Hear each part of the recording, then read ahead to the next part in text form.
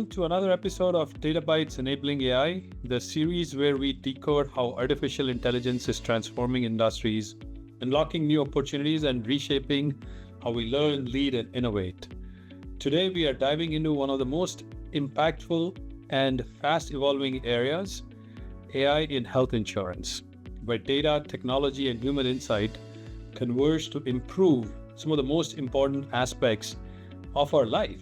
We have with us Rama Kolli, is the Chief Information Officer for Blue Cross and Blue Shield of Nebraska. Kolli has been with BCBS NE for over 20 years and was instrumental in many important, interesting initiatives such as digital strategy, data analytics platform, cloud infrastructure, and core platform modernization. He is also the leader of the CIO Forum for all the Blue Cross Blue Shields in the nation. And we really appreciate your time with us today. Thank you so much, Rama, for joining us. Sure, thanks for having me. So let's start with some of your past and evolution, right? So how over the last 2 decades, you've gone through multiple waves of digital transformation. In your mind, how has the role of technology and especially the CIO evolved during this time?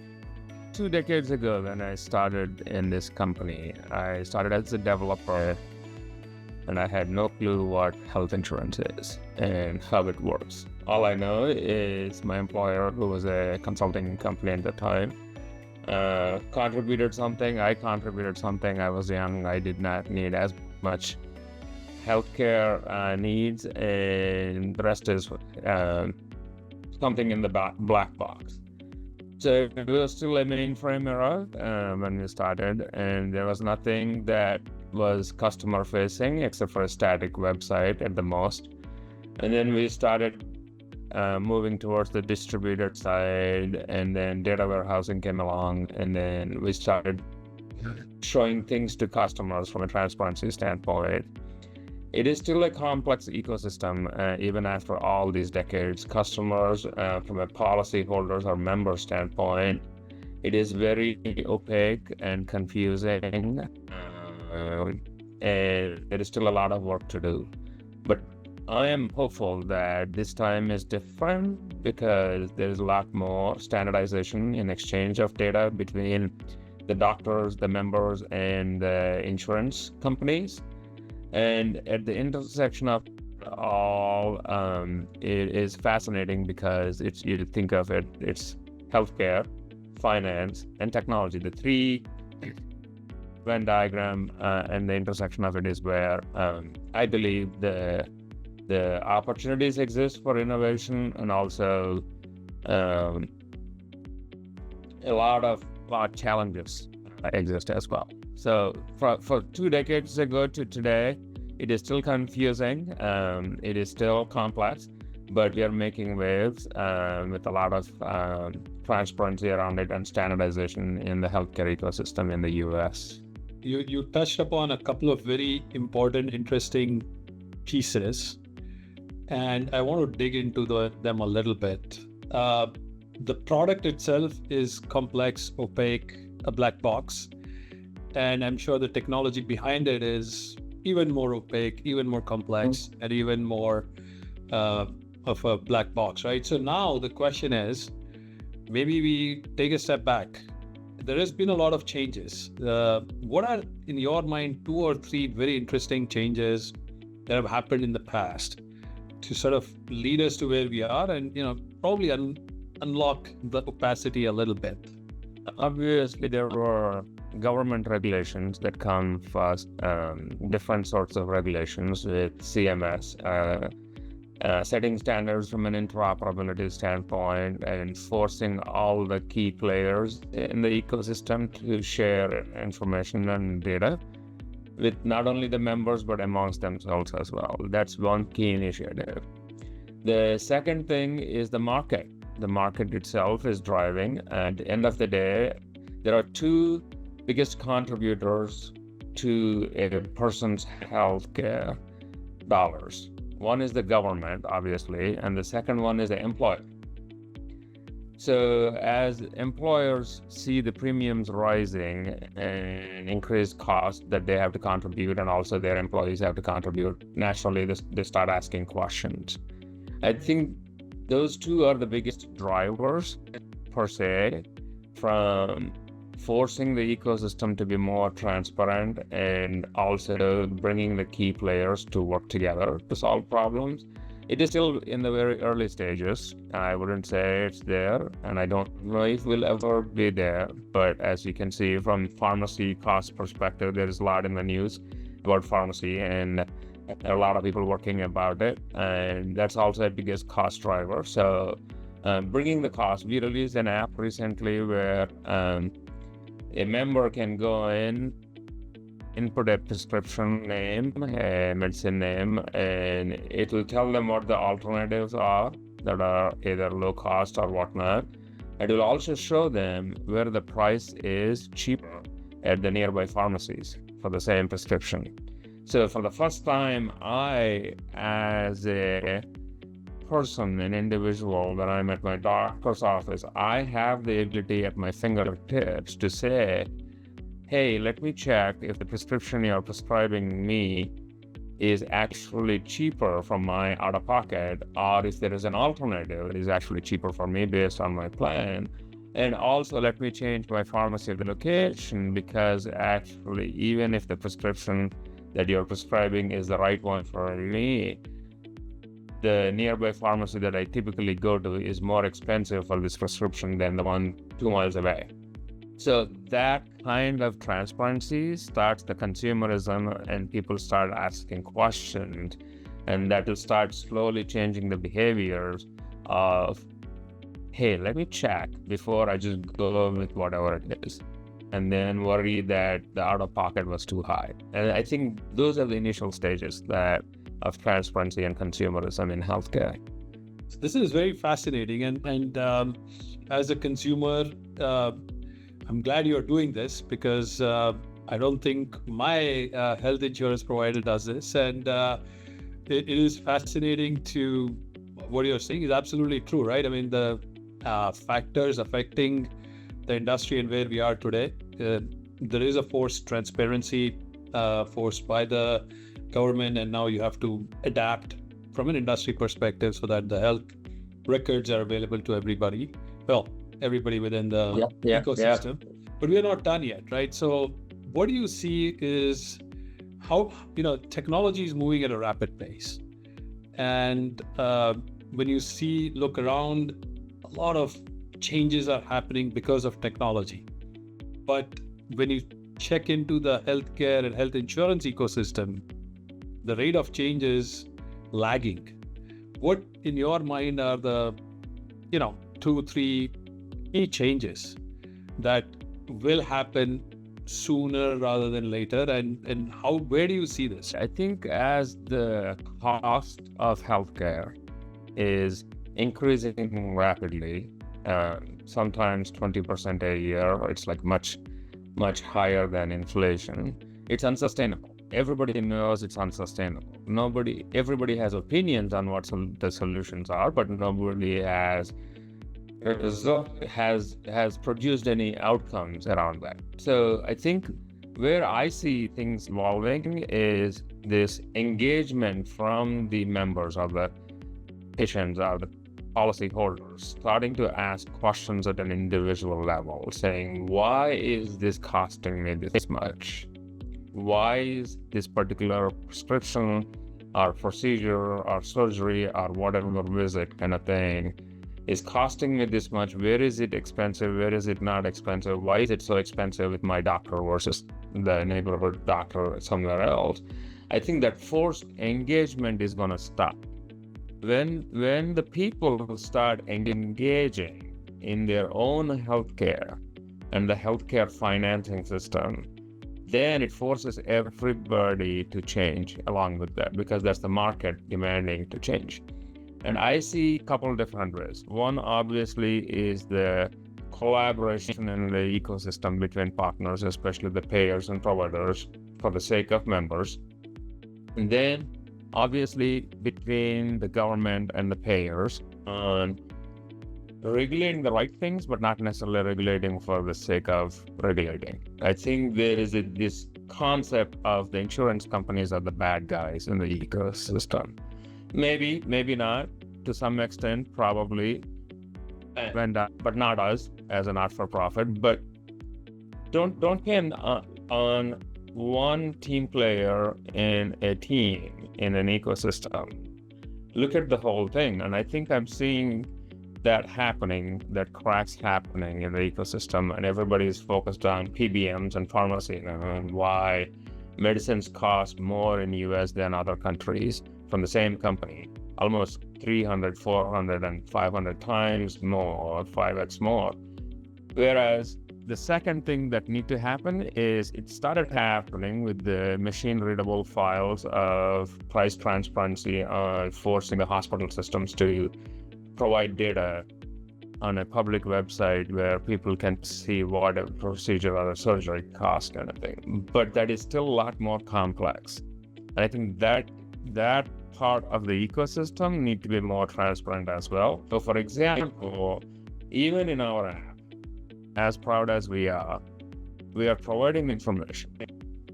But the member still has to engage with the app at the right time when they are with their physician to take advantage of that data and then change course. I loved how you painted the vision, and maybe I'll, restate it in a different way, but hopefully, you can correct me if I'm wrong. Essentially, the payer, provider, pharmacy, and with a consumer in the middle. Right now, it's the consumer is interacting with all three separately, uniquely, and confused by all the interactions without having a clear vision on, if I walk into a doctor's office today for something more interesting than general checkup, I don't know what I'm going to get on the other side. There is no forecast, no predictability of what's going to happen. In reality, what you're saying is all that data exists. It's not like if I'm going to be diagnosed with, I hope not, touch wood, but if someone is diagnosed with a simple, hey, you have a knee strain. Yeah, there's so many different things that get into that mix. What you're bringing up is how do you connect the three areas together to create that ecosystem is an unknown, but that vision seems very palatable. Exactly. So I'll give you just an example. Let's take an X-ray or whatever it is, and you go to a hospital system. Your primary care physician generally refers you to the X-ray within the hospital system. And it is convenient, it is connected, you trust your physician, and they probably are doing the right thing from their perspective. But it costs you, from an out-of-pocket perspective, let's say $300. The same X-ray outside of that building, if there is a independent radiology or a diagnostic center that does X-rays and that does it at a volume, you will be charged only $50. So now tell me, if you are presented that same information at the right time, what reason would a member choose the $300 versus the $50 given the quality and the outcomes are the same thing? There may be exceptions. People are loyal. People don't trust anything outside. That's okay. Take the outliers. But the vast majority of the population would make the right choice, saying, why would I want to pay that? Right? It's the same thing. You're buying a TV in one place, but the same TV costs like $500 less, given the same delivery, same quality, everything. Why would anybody do that? I think we need to get to that point. And until it's that initial inertia, right? Until you get to that snowball effect of once that critical mass adoption changes, then you start changing the behaviors. Very interesting, right? I mean, the first question, and we are getting more into the healthcare side of the equation than the technology, but let's, the question is, why would it cost $300 in the first place? But let's push that question aside, right? Talk about who will enable this change. Is it the responsibility of a Blue Cross Blue Shield, the healthcare system, the pharmacy. Who do you see this? I mean, or someone like an Amazon coming in and saying, "I'm going to disrupt this and just make this big shift." Yeah. So who has the incentive in the ecosystem, right? So we have the incentive to manage the cost in the ecosystem as an insurance company, because we can't continue to increase price of product out of market. Then we won't be sustainable. Who else has the incentive? The government has the incentive, the employer has the incentive, and ultimately the member has the incentive. So the government, the insurance company, and the employer are already there. When the member is getting there. So then the force change starts. So it's not one person's responsibility, but we are all catalysts. Like our mission says, we are the champion, right? We are the champion, but we can't solve this on our own. In your mind, I mean, I'm just, curious. The technology exists. If someone wanted to do this, the technology exists. It's just about the incentive to get this done. Is that a true statement? Yeah. It's both incentive and also engaging, and technology exists. If you think of pure technology, that today's technology is enough to solve this problem. Of course, with AI, the complexity is still there. Where we need to get technology is to make it so simple for the member. It's like you have an iPhone. The technology is so complex inside the phone, but it is so simple that even a baby can use the iPhone. So how do we get the technology to enable that simplification? That's the hard part. And I know there's been a lot of thoughts, a lot of efforts in this area. I don't know if you want to talk about a couple of them, but they haven't been successful. So is it because of the technology, the usability, or some other reason? It's a combination of several things, right? Again, I think it comes down to you need to get to a place where it gets attention for the key stakeholders. Again, the government, the employer groups, the payer, and the member. When all three are there, the member is getting there, right? So I think, and then from a technology perspective, we are still behind as a tech industry in general. We are still behind when it comes to healthcare on how to commoditize certain things and how to make sure that we are taking the technology and the data and analytics and all of that to make it so simple for people. That is still the hard part.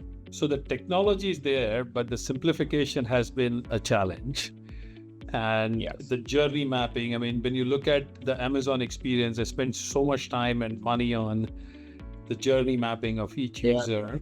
That's something that needs to happen here to really enable the next. Yes.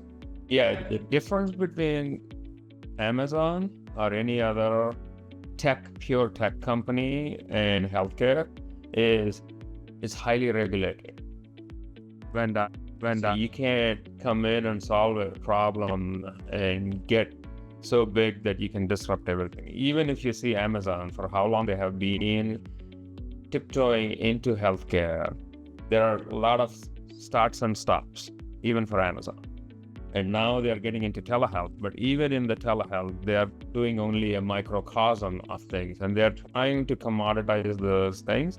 But I would love to see some data from Amazon someday on the adoption of it. That's great, yeah. But I think you touched on a very important aspect, right? And I'm going to switch gears into that. The regulators and the use of responsible, ethical AI probably is the most important for healthcare versus any other industry. Would love to hear your thoughts on that. What are you doing? How are you approaching that part of the equation? At the core is your compliance and security. Now, it is moving so fast that the regulators haven't caught up fully yet. So there is this danger of you trying to catch up with it, forgetting and ignoring the regulatory impacts of it. And I think one of our competitors got in trouble for that. So we internally, at the core is our cybersecurity. First of all, privacy of a member's health information and the regulatory compliance aspects of it. Those are the core. On top of that, we have our own principles as a business. For example, we will never let AI be the judge and decider for denying care. When that has to be done by a human who is qualified at an MD level. We will use AI to enhance productivity up until the last mile. When it comes to adjudicating claims or when it comes to care management from a prior authorization standpoint or things like that. But that last mile will always be decided by a human. And that's the core of our AI journey. Let me push you a little bit on that. And that's a very important part of health insurance carrier, right? To be responsible and ethical about use of AI. There is a lot of action from health aspect of things like deciphering all your x-rays, deciphering doctor's notes, and coming up with a predictive care journey. It's almost, other than the physical aspects, everything else can be AI driven. How do you deal with that? Because that's not on you. Those are the documents coming to you. How do you counter that with technology, or how do you deal with that?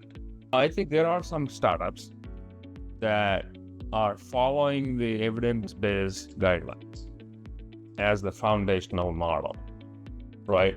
So you have the typical LLMs, the frontier models like OpenAI or Anthropic or whatever, and they are infusing some evidence-based guidelines. And then on top of that, you train your own model that is purely based on evidence-based guidelines that are approved by certain entities, and it is guardrailed within that.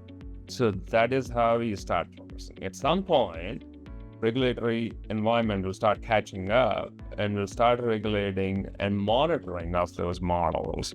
And there probably will be some certifications that everybody has to go through to say whether they are or they're not, kind of thing.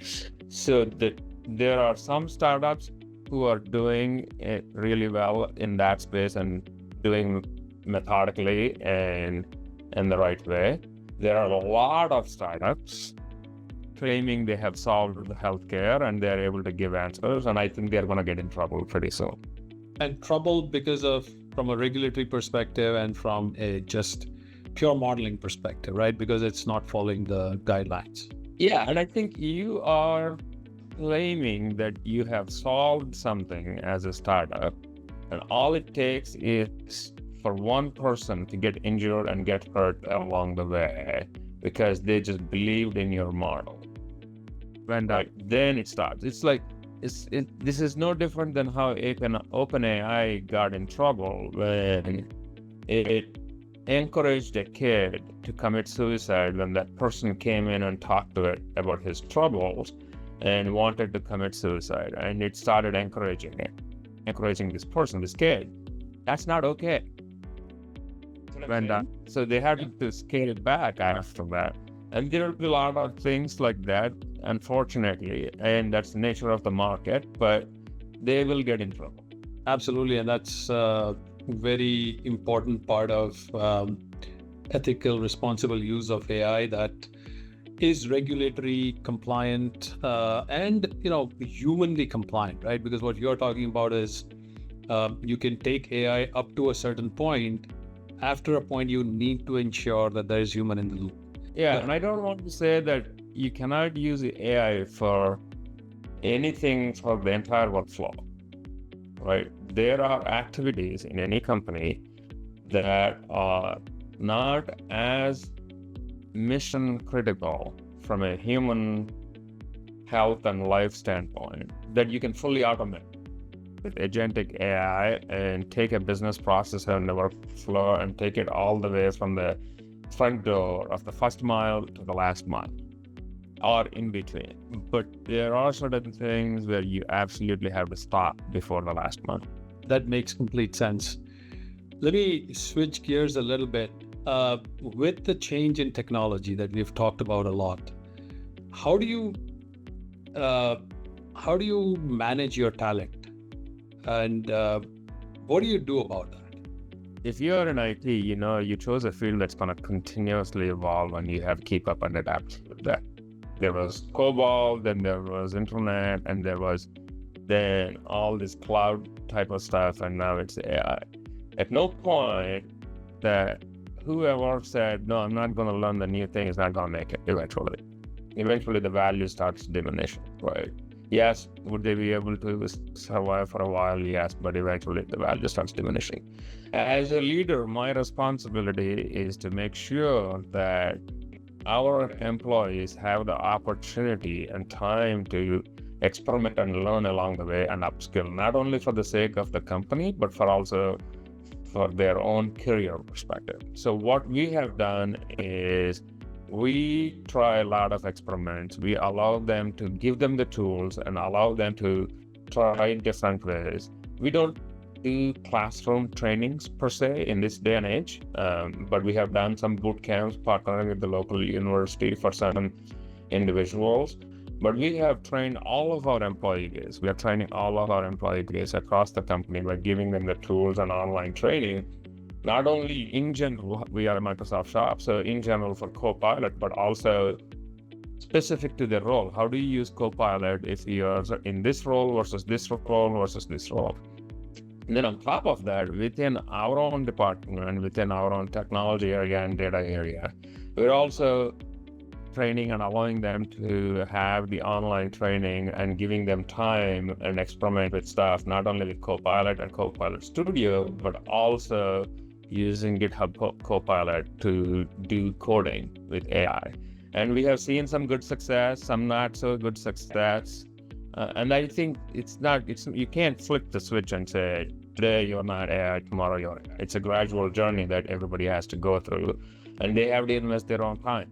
Yeah, that's very important and interesting, right? So, I mean, there's companies not only allowing for the tools, but also creating a platform where they can experiment, which is probably away from any operational or production environment, which is critical to the learning and growing of the team members. And some will survive, some will probably not be able to embrace the rate of change because it's really fast.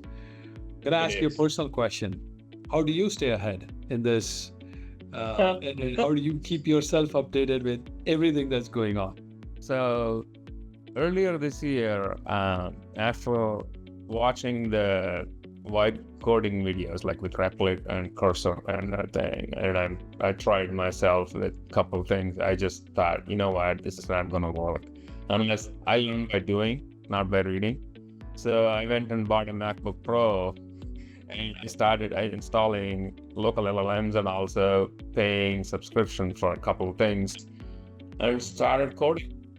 It's been a while since I've done coding, but I started coding and I was amazed with, now they are not production ready. I would more claim that what I have done is production ready, but the fascinating thing is you don't need to know any industry and you don't need to know any coding. When I get to a purely plain startup mode of you're solving a new problem from scratch without any legacy that you need to integrate into and all of that. That's purely simple. To create an app, to create a website, to create a small business, whatever. But where it gets complicated is when you have to integrate into the existing legacy ecosystem and make it work at a production level and be able to scale and continuously change it. Doing once is always easy, but we all know in software that you have to have releases and you have to change a lot. Somebody said, when I latched onto this, code is disposable in the future because the LLMs are continuously probably rewriting everything from scratch. That sounds great when it is a back-end thing, but when a user is interfacing with things, change management gets really, really hard. So the way I spend time when I'm learning, obviously reading, and also I spend at least 2 hours a day. I'm an early morning person, so 1 hour early in the morning from 7 to 8 before my meetings start. And then in the evening after kids' activities are all done, I spend an hour learning and trying and experimenting kind of thing. That's the only way to keep up for me. It's absolutely true. I mean, I saw a podcast of Sam Altman saying every time we do a new release, about 500 startups. It's a scary thought as you think about it. This is the perfect time for an entrepreneur with ideas and no capital to start something and get from 0 to 1 in a really, really fast time. It's a fascinating time, and just like yourself, folks have to stay ahead and actually by doing things, you are actually learning a lot more than just reading about it or just third hand, right? And you have the industry context, so which is also critical. Two last questions. One is, as you are reading, as you are experimenting, what excites you? I'm sure there's a lot of concern with where the technological world and AI is moving, but what is exciting? What do you see will happen over the next few years that's going to be interesting? I think there are multiple things that excite me when it comes to technology, right? Especially in this AI field. But when I narrow it down and think of a few things, one is it opens up new possibilities that did not exist before. Think of new use cases and new possibilities that were hard before are now possible. The second thing is you can augment AI in such a way that it is actually very helpful for our employees and our business. We have our own AI internally called Bennett.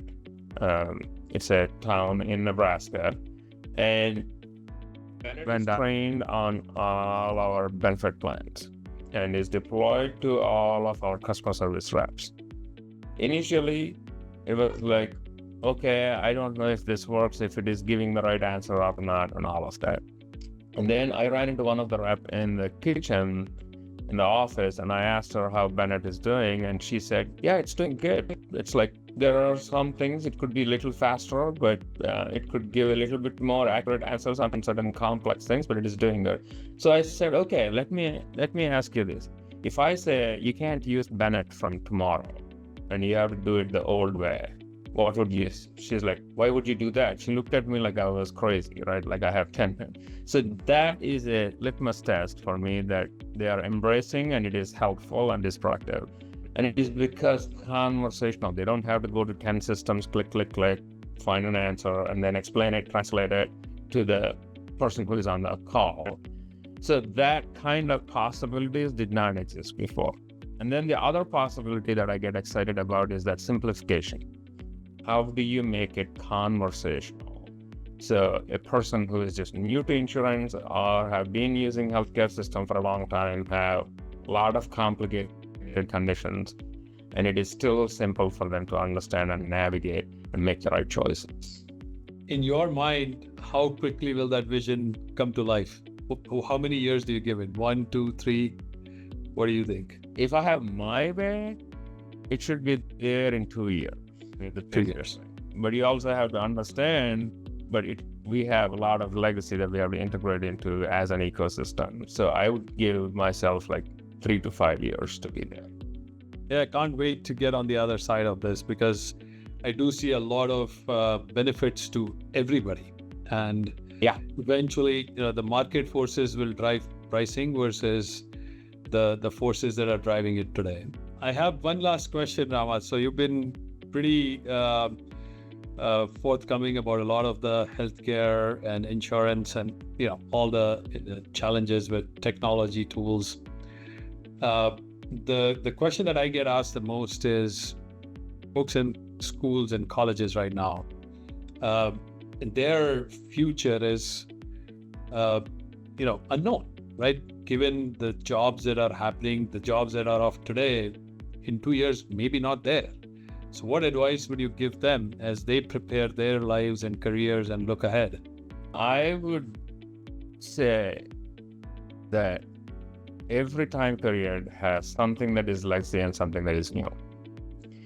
If you're thinking traditionally of I graduated from this college or from this school or with this degree and I need a job with what I learned in the school, that's not going to work. You have to invest your time in looking forward and take the risks up front. Today's interviews are something like not like, hey, what degree do you have, or where did you go to college, and what did you learn over there? It's about show it to me on GitHub or Hugging Face or someplace else, where what models did you contribute to, what did you do, and what problems did you solve right off the gate. What kind of risk-bearing agency that you're able to bring to the table, meaning can you drive yourself from 0 to 1 really quickly without being spoon-fed for everything. I think that's the key attribute that everybody has to have.